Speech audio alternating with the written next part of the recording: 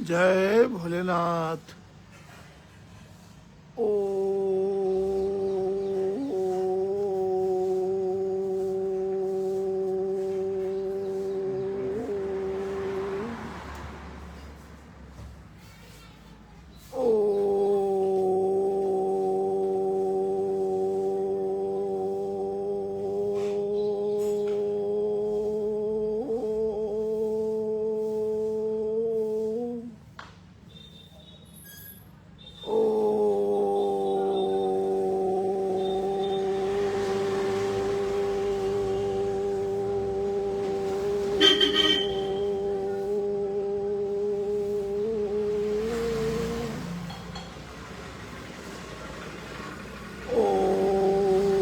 नमः शिवाय शांताय हरे परमात्मने प्रणतः क्लेशनाशाय योगिनां पतये नमः।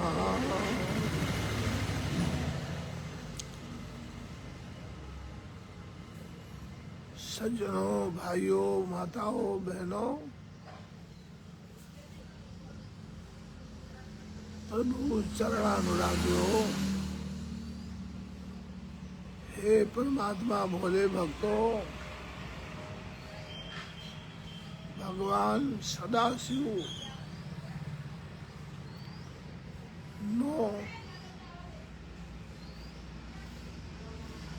प्रातः काल मंगला आरती પછી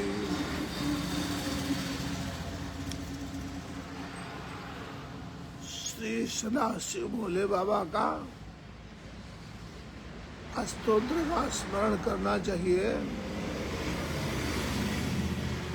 श्री शिव प्रातः स्मरण स्तोत्र।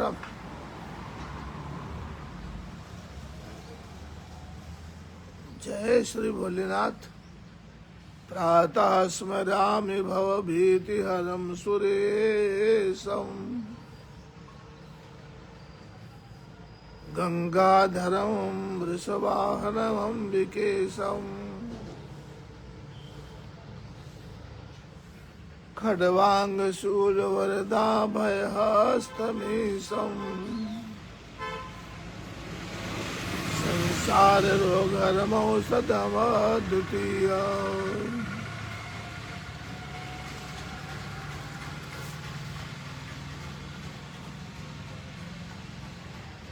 इस श्लोक का अर्थ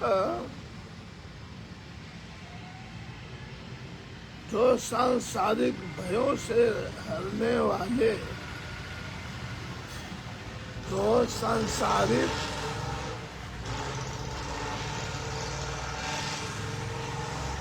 भय को हरने वाले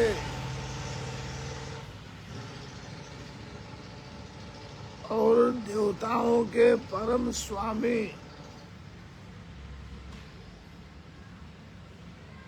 जो गंगा पतित पावनी मैया को धारण करते हैं,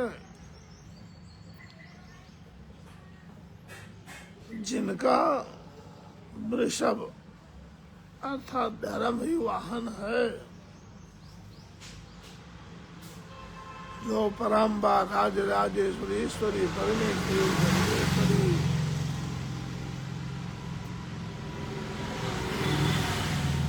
अंबिका के ईश हैं, जिनके हाथ में खड्वांग त्रिशूल और वर तथा अभय मुद्रा है। उन संसार रोग को हरने के निमित्त अद्वितीय असौध ईश्वरः परमेश्वरः जगदीश्वर अर्थात महादेव जी का मैं प्रातः समय स्मरण करता हूँ। भोले बाबा के चरणों में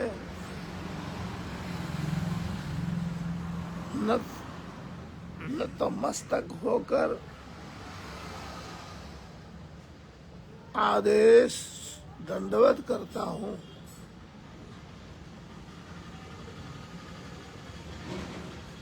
प्रातर्नमामि गिरिशं गिरिजार्धदेहम्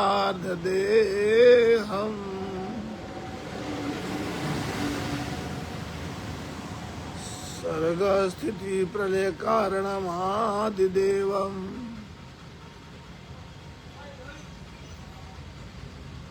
विश्वेश्वरं विजित विश्वमनो विरामम्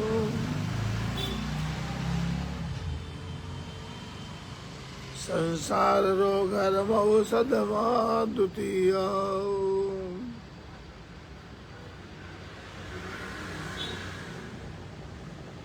भगवती पार्वती जिनका आधा अंग है,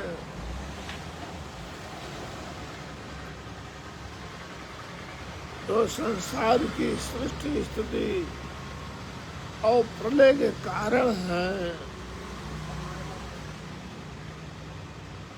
आदि देव हैं, विश्वनाथ है,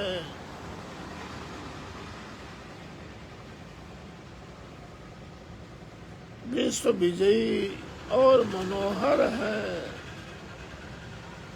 सांसारिक रोगों को नष्ट करने के लिए अद्वितीय असौ ध्रुव पूर्ण गिरीश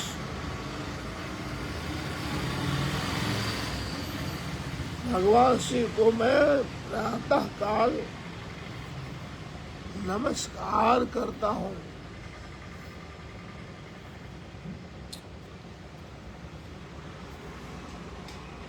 ओम प्रातर्भजामि विश्वे शिव मनेकमनन्तमाद्यम् प्रातर्भजामि शिवमेकमनन्तमाद्यम् वेदांत वेदमनघं पुरुषं महान्तम्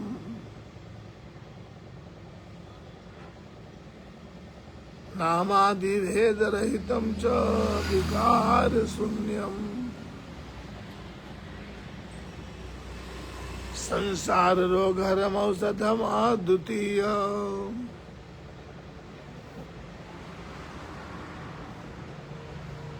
जो अंत से रहित आदि देव हैं,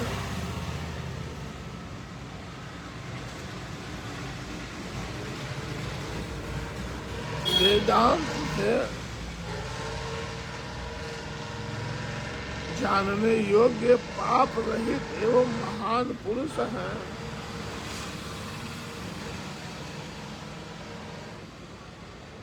जो नाम आदि भेदों से रहित छह विकारों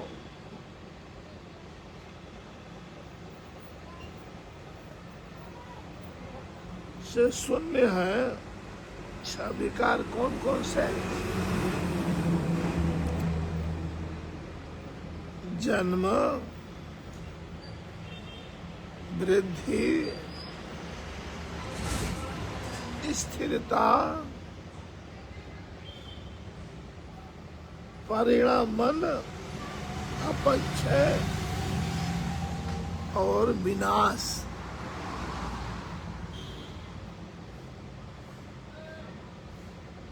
से शून्य संसार रोग को हरने के निमित्त अद्वितीय असौध है।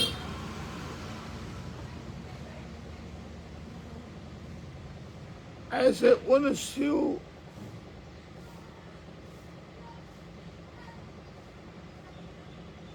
परमात्मा भोलेनाथ को मैं प्रातः काल भजता हूँ। सज्जनों, आप भी भजिए।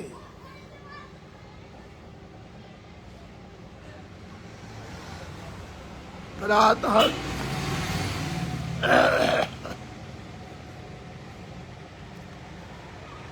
प्रातः समुत्थाय शिवं विचिन्त्य श्लोकत्रयं यदुनं पठन्ते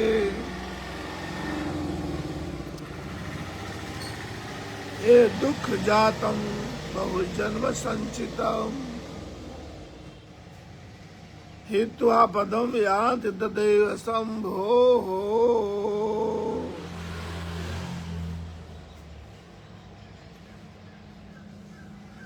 जो भोले भक्त शिव चरणानुरागियों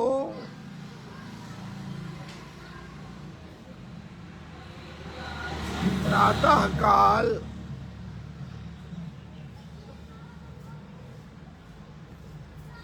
उठकर शिव का ध्यान कर प्रतिदिन इन तीनों श्लोकों का पाठ करते हैं, वे लोग अनेक जन्मों के संचित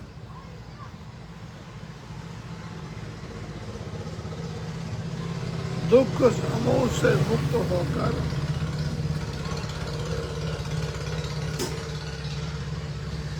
शिव जी के स्वामी कल्याण में पद को अंत में वो भक्त पाते हैं।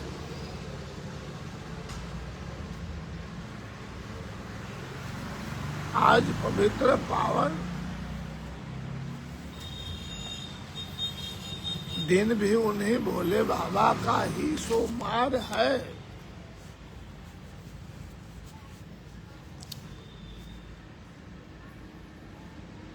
सोम माता भवानी पार्वती मैया का हम स्मरण करें। सोम स्वभाव धरो मेरी माता, जन की अरज कबूल करे। सिंह पीठ पर चढ़ी है भवानी, अटल भवन में राज करे माँ, अटल भवन में राज करे। दर्शन पावे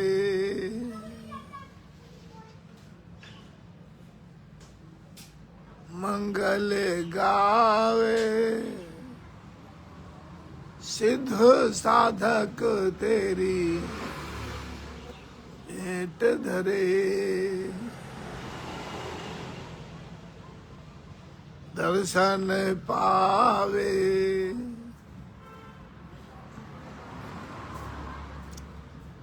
मंगल गावे, सिद्ध साधक तेरी भेंट धरे।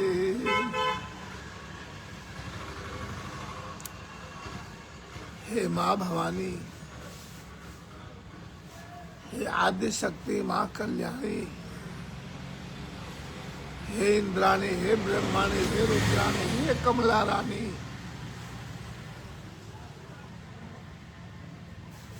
हे माँ पार्वती जी, कृपा करो मैया।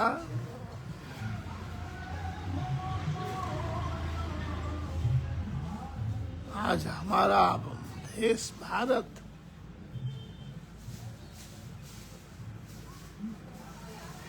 इसमें भी सनातन धर्म अवलंबी लोग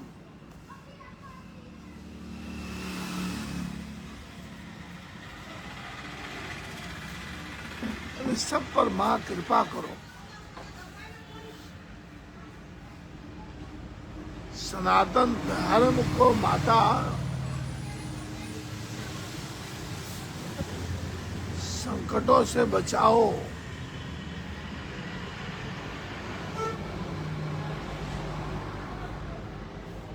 भाइयों, हे भोले भक्तों, कैसे दयालु हैं मेरे शंकर भगवान।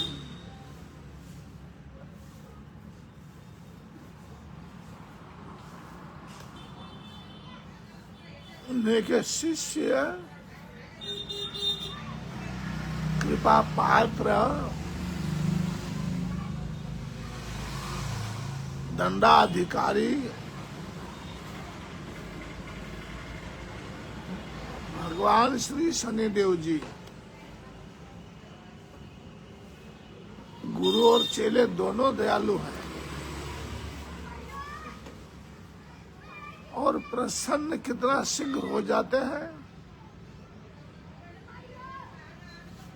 8 दिन में एक दिन शनिवार को पीपल जल शनि दिवस चढ़ावा।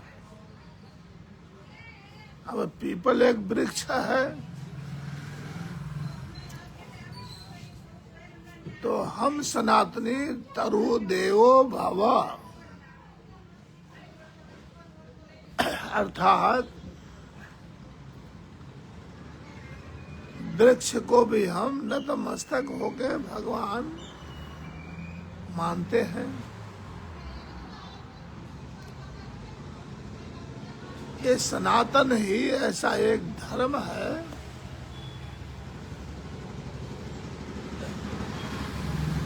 जो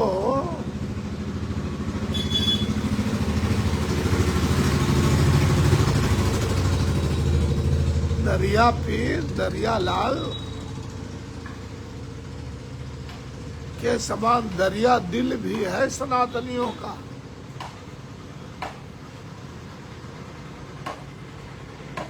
जैसे दरिया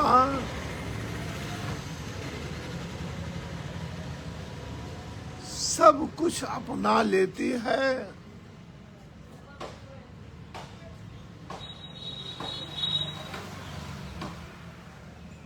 दरिया में ही गंगा मैया का समागम हुआ है ना।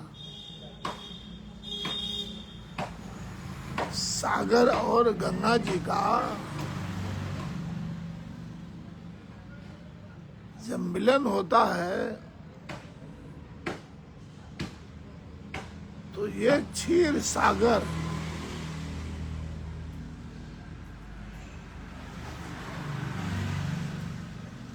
गंगा सागर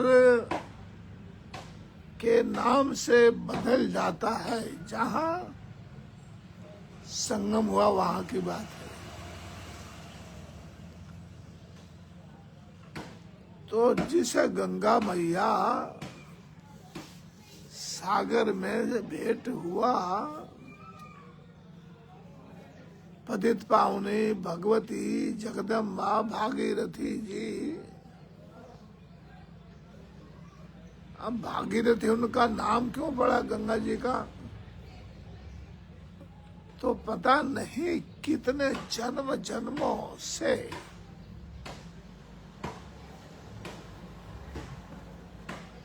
भागीरथ महाराज के उनके पहले कितने राजाओं ने तप किया, उसका कारण तप का करने का। तो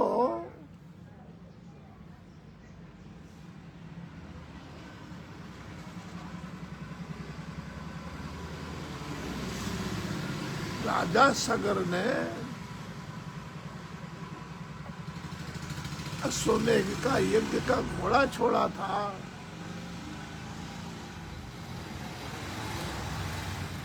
अश्वमेघ का घोड़ा छोड़ने पर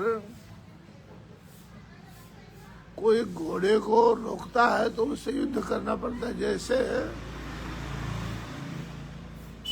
अयोध्या के सम्राट राजाधिराज अच्युतानंद प्रात पर ब्रह्म परमेश्वर तरण तारक भगवान श्री रामचंद्र जी ने अश्वमेघ का यज्ञ छोड़ा था। तो उनके ही सुपुत्र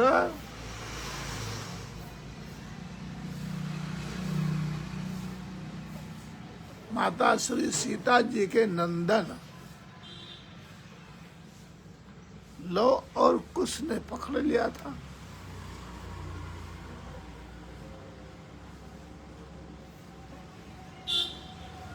उनका भी युद्ध हुआ।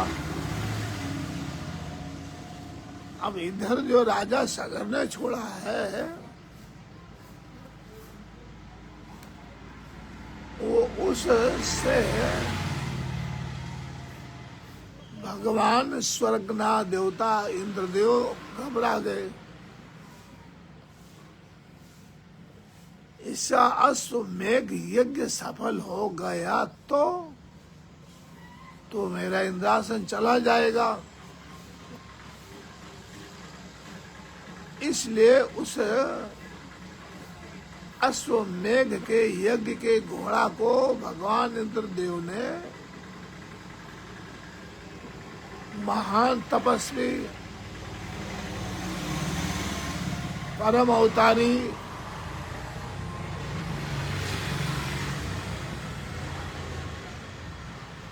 महर्षि कपिल जी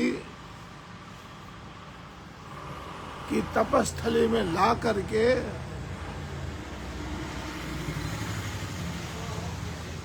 और वहां उस घोड़े को बांध दिया।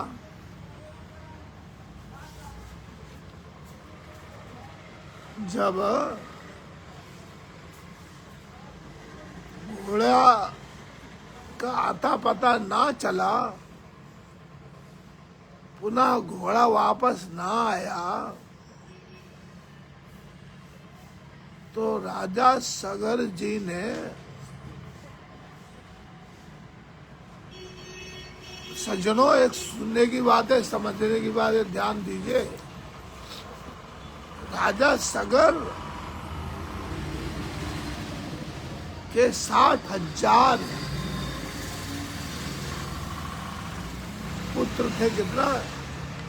60,000। 60,000 निकरा राजा सगर ना हता।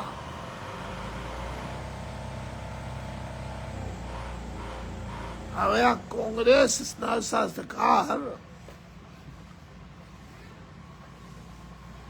બે ત્રીજો સંતાન ઉપર પ્રતિબંધ લગાવ્યા હતા।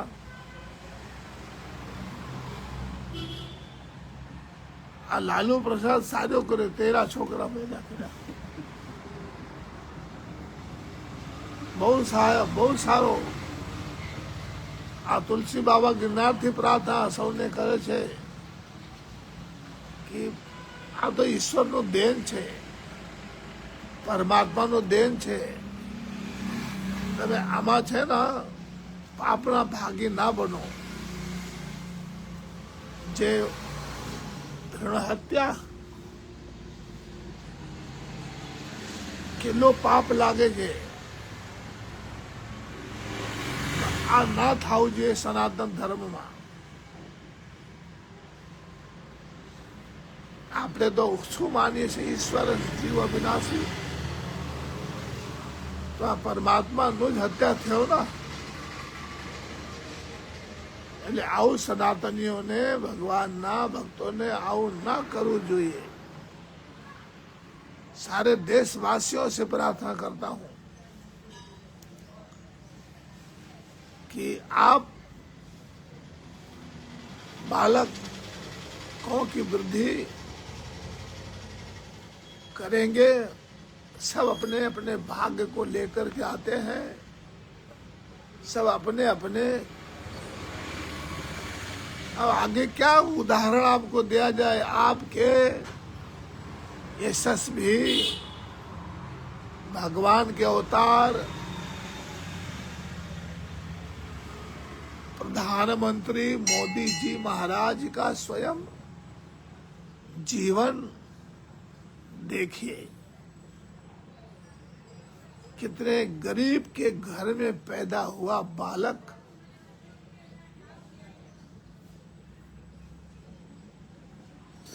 कहां से कहां आज विश्व गुरु है। वो सर्वश्रेष्ठ सर्वोत्तम मानते हैं सब उनको। तो देखिए कैसे किस्मत की बात है। कैसे भाग्य को लेकर के आए हैं वो। एक चाय बेचने वाला बालक देश का नेतृत्व कर रहा है, तो सब अपने अपने भाग्य को लेकर के आते हैं और अपने भाग्य का ही खाते हैं। अब बे बच्चा छे केम था है, बे बच्चा ने पूरा नहीं कर सकता, पूरा करवाला तो जगत पिता परमात्मा जगत नियंता छे, प्रभु राम जी पूरा कर से। आप अपने सनातन को, हिंदू धर्म को बढ़ाइए, यही हमारी प्रार्थना है। तो जैसे राजा सगर ने 1 नहीं 2 नहीं 10 नहीं 11 नहीं 12 नहीं 60,000 बालकों का जन्म, धन्य है राजा सगर जी। सारे के सारे बालकों राजकुमारों को छोड़ दिया, भाई घोड़े का पता लगाओ, घोड़ा कहाँ गया, किसने पकड़ रखा है, क्यों वापस ना आया। 60,000 पुत्र जब निकले घोड़ा तपासने के लिए, तो देखा कि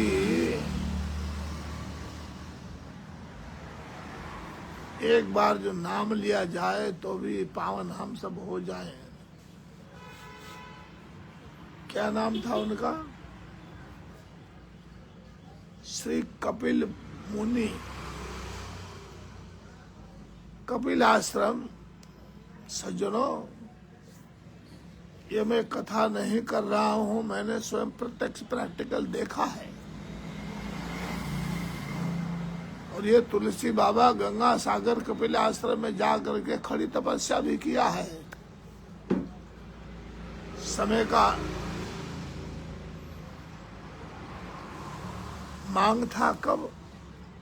1981 की बात है। तो जो कपिल मुनि जी का आश्रम है वो दरिया के बीच में है सज्जनों, दरिया के बीच में आ जाता है। 14 जनवरी पवित्र पावन का पर्व, गंगा सागर का स्नान कहा जाता है। तो कपिल मुनि जी का ऐसा तपस्या है, ऐसा प्रभाव है कि उस समय जो है कम से कम 3-4 किलोमीटर पीछे दरिया हट जाता है। आज भी आप कलयुग है, कलयुग है, कलयुग है, कलयुग है, अरे कलयुग कलयुग तुमने लाया है। कलयुग में बड़ा कृपालु है, बड़ा प्रताप है, बड़ा दयालु है, दीन दयाल है प्रभु राम के जैसे ही। कलयुग केवल नाम यधारा, कलयुग केवल नाम यधारा, सुमिर सुमिर नर उतरहु पारा। हरे रामा राम राम, 2 अक्षर है बस। मात्र जीवन भर हम 18 पुराण को पढ़ेंगे तो ये जन्म में तो पूरा भी नहीं हो सकता है, इतने ग्रंथ हैं। और सारा अंश शेष विशेष क्या? राम राम, श्री सीताराम, जय श्री राम।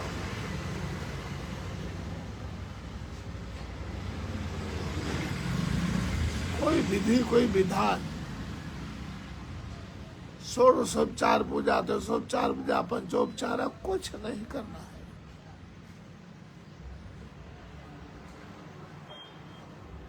तो इस कलयुग को तो हम सबको धन्यवाद देना चाहिए कि सतयुग में, त्रेता में, द्वापर में कितना कितना क्या क्या करने पर भी प्रभु का दर्शन दुर्लभ होता था। और अब इस समय तो कितना सरल उपाय बताया है। कलौ केशव कीर्तनाथ, ये नवरात्रि आती माता रानी का कलो प्रत्यक्ष चंडिको जय हो। दोनों हाथ में लाडू ले लो सज्जनों, चकाचक। कितना सरल। कलो केशव कीर्तनाथ, मात कीर्तन करने। श्री राम जय राम जय जय राम, कितना सरल है। तो प्रसंग क्या चल रहा था। भागीरथी पतित पावनी गंगा जी मैया का जहाँ लय विलय हुआ, गंगा मैया और सागर देवता का, समुद्र का, तो वहाँ उसका नाम क्या पड़ा भाई, गंगा सागर। तो ये हुआ कैसा गंगा सागर, कैसे प्रसिद्धि मिली। इस सारा पता नहीं कितने राजा लोग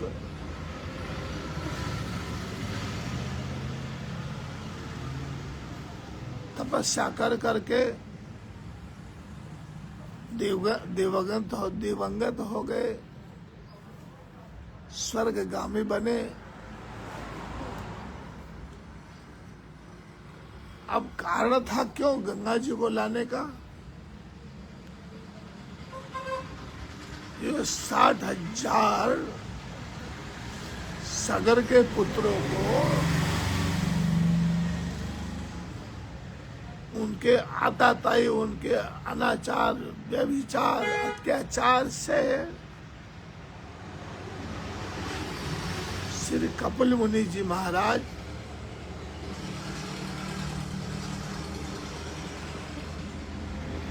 के क्रोधों ने उनको जला दिया था।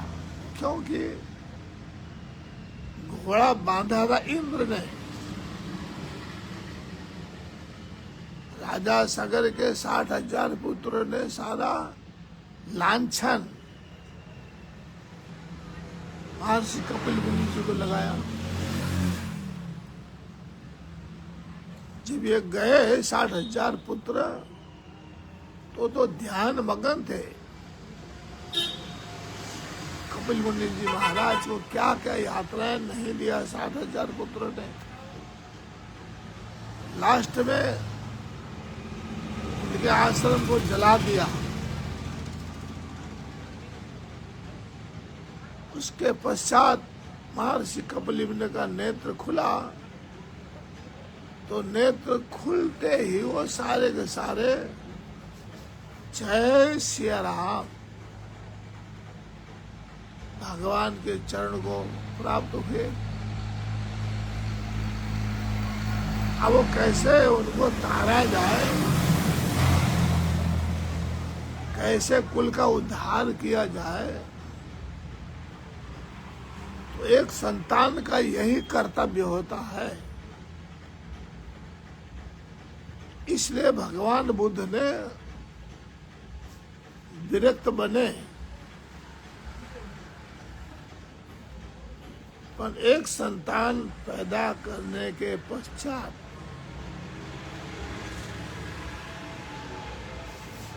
क्योंकि वो संतान ही कुल का उद्धार करता है।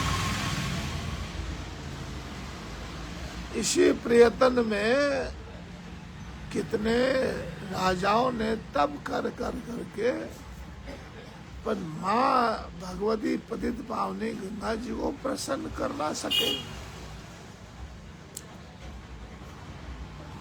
एक पैर से खड़े होके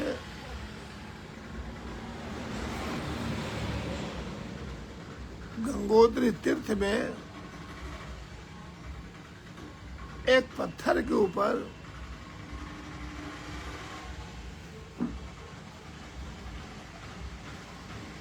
एक पैर से खड़ा होकर और माता का आराधना किया, जगदम्बा मैया का, इनको सफलता मिली। इसीलिए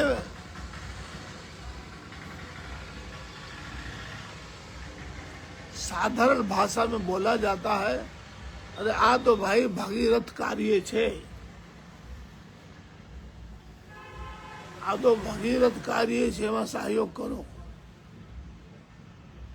इस तरह भगीरथ जी ने मैया को प्रसन्न किया, उनके डेग को भोले बाबा ने झेला।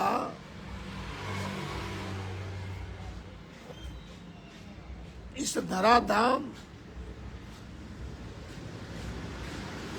धरती पर माता का अवतरण हुआ, वो वेग ऐसा भयंकर था, उस वेग के सामने कोई टिकी ना सके। आज भी आप जाइए, जहाँ से गौमुख से गंगा मैया प्रकट होती है, गंगोत्री से 18 किलोमीटर ऊपर है। गंगोत्री से ये बालक वहां भी जाके आया है।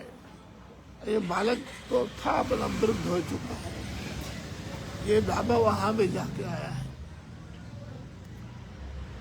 18 किलोमीटर गंगोत्री से ऊपर गौमुख है। वहां का प्रवाह देखेंगे तो अपने तो उसमें 1 सेकंड में ही टिक सकते हैं। पता नहीं कहाँ से कहाँ चले जाएंगे उस प्रवाह में। ऐसी खड़खड़ाती है, धड़ा धड़ धड़ा धड़। अलखनंदा बद्रीनाथ हो। बद्री विशाल के चरणों में जो बह रही है मैया, आप धारा नाग में अलख,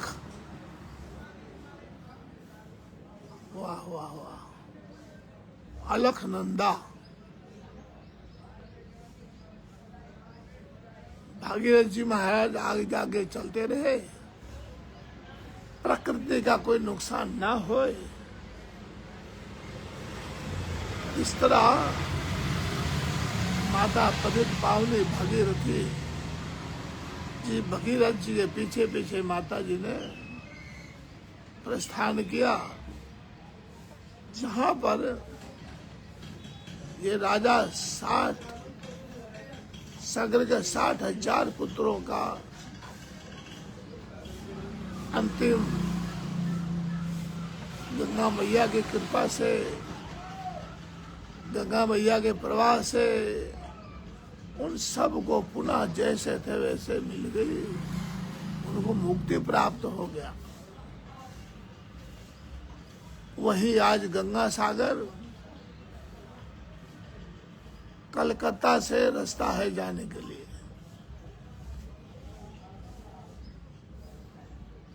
गंगा सागर अर्थात गंगा मैया का जो प्रवाह है, धारा है, गंगा जी का प्रवाह चलता, उसके पार जाना पड़ता है। ये बूढ़ा बाबा वहां जाके आया है। नाव में बैठ करके, ये नाव तो नहीं, बड़ी भारी होती, बड़ी भारी। और जब तक हम पार नहीं उतर जाते हैं, श्री कपिल मुनि आश्रम पे नहीं पहुंच जाते हैं, जब तक अपना प्राण जो चोटियों में रहता है। कारण कि ऐसे नाव इस तरह जो है, ये गई, ये गई, ये गई, ये गई, ये डूबी, ये पड़ी, ये अंदर गई, हम मर गए। ऐसा ना हो, इससे हर एक यात्री के प्राण चोटी में रहते हैं। इसलिए बड़ा सरस सुंदर आर्त भाव से प्रार्थना करते, भगवान बचाओ, भगवान बचाओ, भगवान बचाओ, भगवान बचाओ। हे गंगा माँ रक्षा करो, हे गंगा माँ रक्षा करो। इस तरह ये कथा यहाँ पे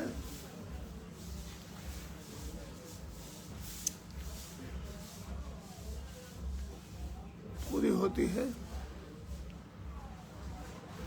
तो इस कलयुग का कितना सुंदर अपने भक्तों पे प्रताप है, कितना कलयुग दयालु है कि मात्र नाम स्मरण कर से यानी जो जप है, आप जप को क्या मानते हैं? जप को एक यज्ञ है, जप भी एक यज्ञ है, जप भी एक तप है। जपात सिद्धि, जपात सिद्धि, जपात सिद्धि, अरे जो जिसको चाहिए ये जप आपको सब कुछ देता है, देगा। करो तो खरा, करके तो देखो कितना सरल उपाय है। तो मैंने आपको बताया कि भाई भगवान भोले बाबा कितना दयालु हैं, श्री शनिदेव भगवान कितने दयालु हैं। एक लोटा जल, एक बिली पत्री चढ़ाया तथा तो जय बोले की मौज करो भक्तों। इसी तरह शनिदेव महाराज का है, वो तो रोज रोज एक दिन खाली शनि दिन तो पीपल चढ़ाने, पीपल पे जल चढ़ाने का अर्थ क्या है, फायदा क्या है हम सबको?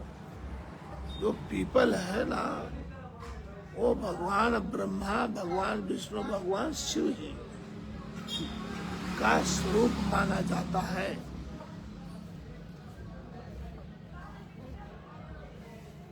इसलिए सारे तीनों देव प्रसन्न हो जाते हैं। भगवान शिव जी शनिदेव के गुरुदेव हैं, भगवान विष्णु जी शनिदेव भगवान के इष्ट देव है, इष्ट देव सब के सब प्रसन्न हो जाते हैं। तो आज की कथा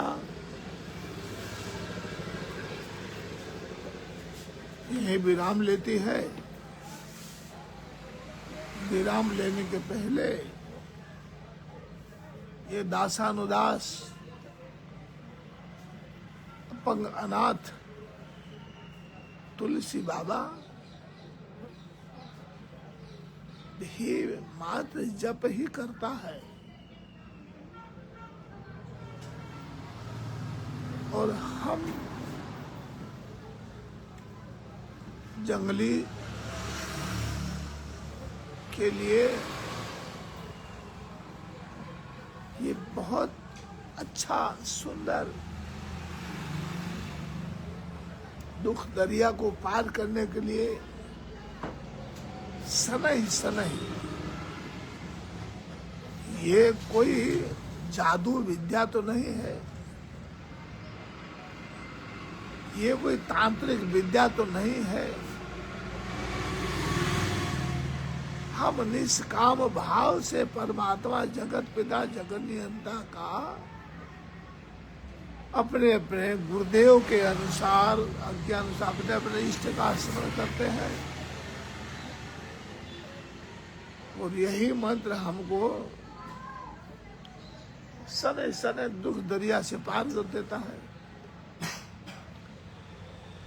अंत तो गत्वा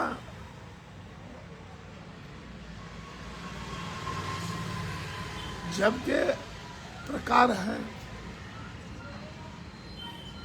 एक जप ऐसा होता है कि जो ओठ भी नहीं हिले,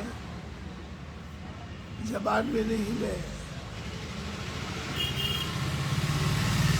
एक जप ऐसा है जो मन में किया जाता है।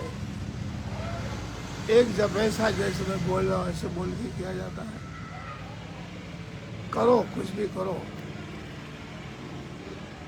पर करो कैसे? जप में आपका प्रेम होना चाहिए, जप में आपका श्रद्धा होना चाहिए, जप में आपका निष्ठा होना चाहिए। आप एक व्यापारी हैं, गद्दी पे बैठे हैं, भगवान का माला चालू है और वो माला हाथ में ले करके और आप शब्द आप बोलते हैं, माला करते करते ना बोलने के शब्द आप निकालते हैं तो आप कैसे सफलता मिलेगी? ऐसे बिल्कुल नहीं मिलेगी। कारण भगवान कैसे प्रसन्न होते हैं?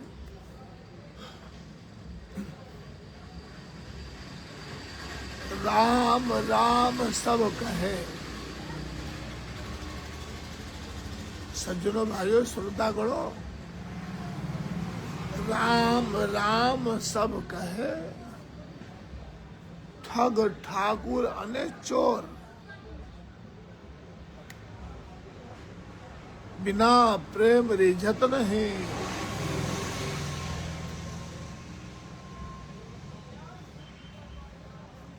कौशल नंद श्री राम, प्रेम चाहिए। बिना प्रेम रिझत नहीं, तुलसी नंद किशोर।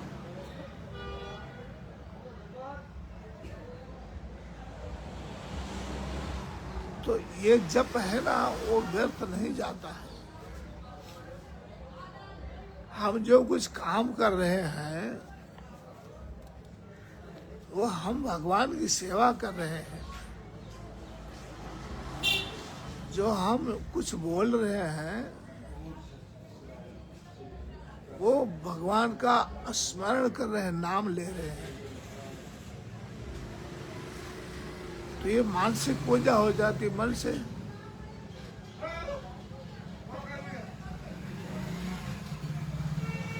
अभी हम नवरात्रि में अनुष्ठान करेंगे, तो अनुष्ठान के पश्चात जो हमारी कामना होगी उसकी आशा करते हैं भाई क्यों पूरा नहीं हुआ। भाइयों, ध्रुव जी ने और प्रहलाद जी ने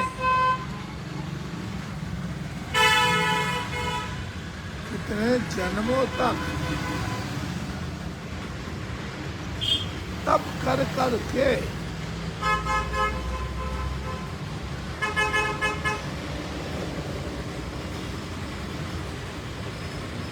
बोलो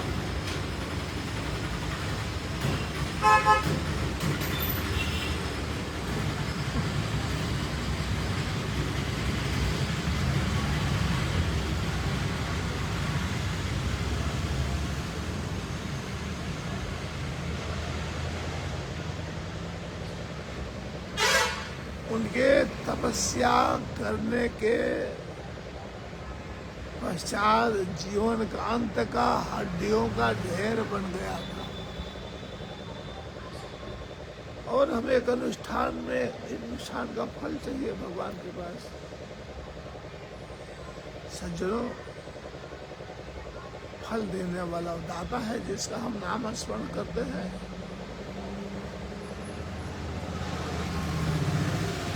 जरूर आपका स्मरण किया हुआ भगवान का नाम लिया,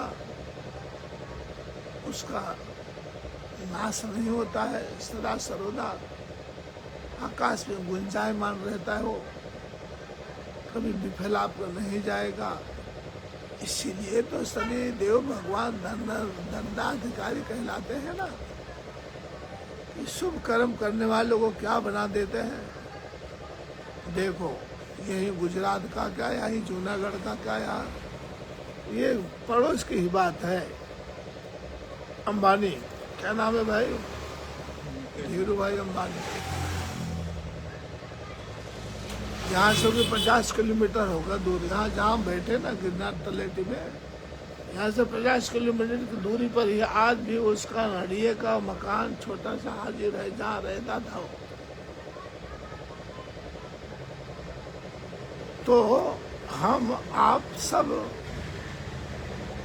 जिसके लिए भेजे गए हैं, जिस कर्म करने के लिए भेजे गए, वो हम सत सत कर्म करेंगे, सत सत बोलेंगे, सत आचरण करेंगे, गरीबों की रक्षा करेंगे, गौ माता को मानेंगे, संतों को सम्मान देंगे, अपने से जो बड़े लोग हैं मर्यादा से